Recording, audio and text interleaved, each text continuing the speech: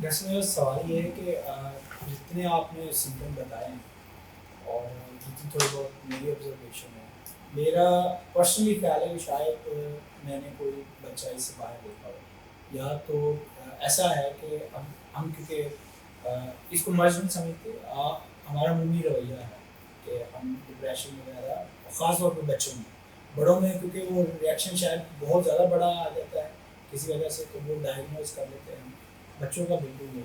تو آپ کیا سمجھتے ہیں کہ ہماری سوسائٹی میں ایک اوور جنرلائزیشن ہو جائے گی، لیکن کیا میری آبزرویشن ٹھیک ہے کہ بہت زیادہ ہے اور صرف یہ ہے کہ اس کی تشخیص نہیں ہو رہی اور وہ علاج نہیں ہو رہا؟ بہت اچھا سوال کیا آپ نے. میری آبزرویشن بھی کچھ ایسی ہی ہے کہ ہمارے ہاں اس کا جو تناسب ہے پرابلی جو ویسٹ کا رپورٹڈ ہے اس سے بھی ہو سکتا ہے زیادہ ہو، اگر کم نہیں ہے تو زیادہ ہو سکتا ہے اس میں. ہمارے ہاں کیونکہ بچوں کی جو کنسرنز اس طرح ہم نہیں کر رہے ہوتے اوائڈ.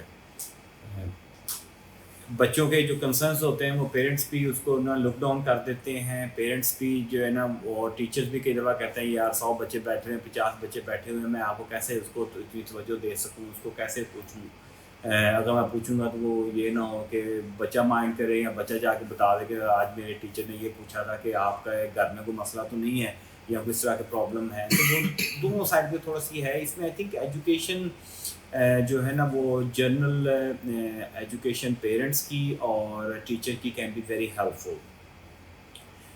اس میں آپ کی جو سوشل میڈیا کے اوپر آپ کی جو ہے نا وہ آگاہی مہم کی جا سکتی ہیں from public health perspective.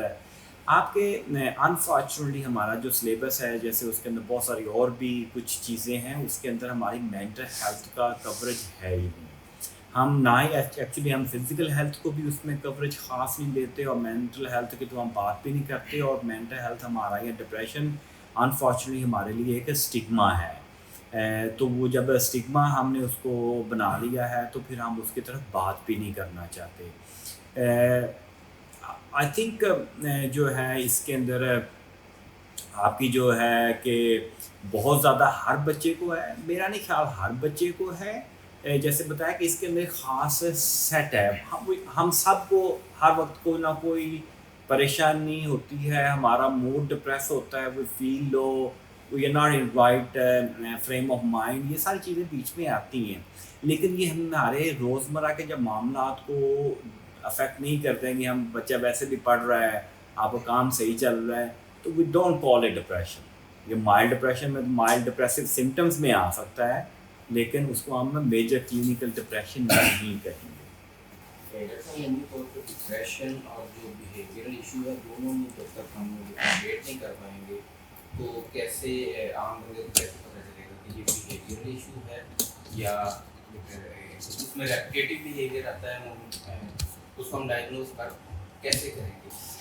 Again بہت اچھا سوال ہے کیونکہ یہ آپ کو سمٹمز یہی ہوتی ہیں. اس کے لیے آپ کو پروفیشنل ہیلپ چاہیے ہوتی ہے.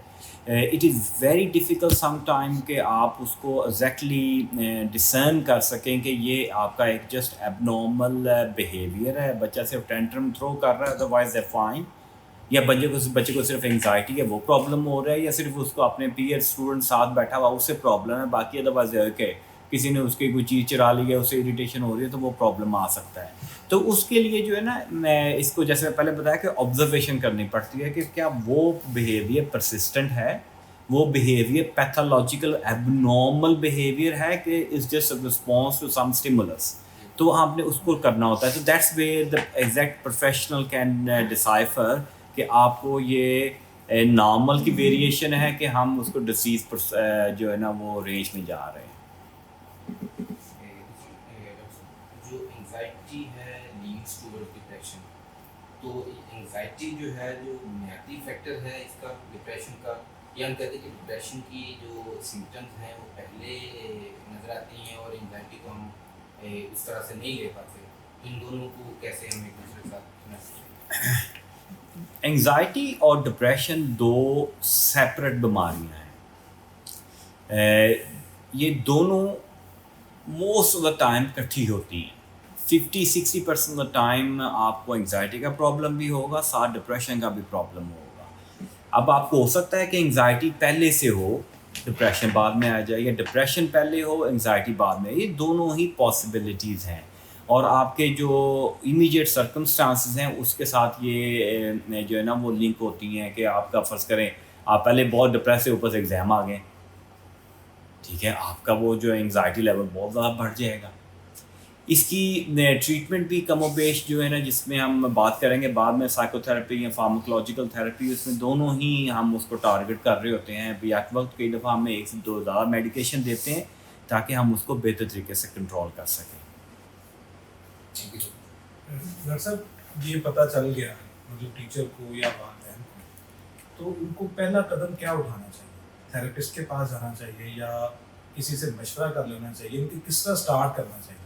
کیونکہ میرے پاس بچے ہیں 14 سے 16 سال تک کے بچے، ان کو اگر یہ آ گئی فیلنگ کہ اب میں بیمار ہوں نفسیاتی طور پر یا مینٹلی طور پر ڈسٹرب ہو گیا، تو اس سے خرابی پیدا نہیں ہوتی؟ اچھا، اس میں جیسے بات کی، یہ ہماری جو ہے نا وہ ایک ڈپریشن کے ساتھ ریلیشن شپ کی پرابلم ہے ایز اے سوسائٹی۔ ہم اس کو ایک مس سمجھتے ہیں، اس کو بہت بری چیز سمجھتے ہیں۔ ڈپریشن بھی ایک ایسی بیماری ہے جیسے کسی کو شوگر کا ہو جانا ہے، کسی کو بلڈ پریشر کا ہو جانا ہے، یا دمہ کا ہو جانا ہے۔ دمہ بھی انفارچونیٹلی یہاں پہ ایک متھ کے طور پر لیا جاتا ہے۔ تو یہ امپورٹنٹ ہے اس چیز کو ہم انڈرسٹینڈ کریں کہ it can be okay to have depression. اب ویسٹ کے اندر ایک مہم چلتی ہے، اس کا نام ہی ہے اٹس اوکے۔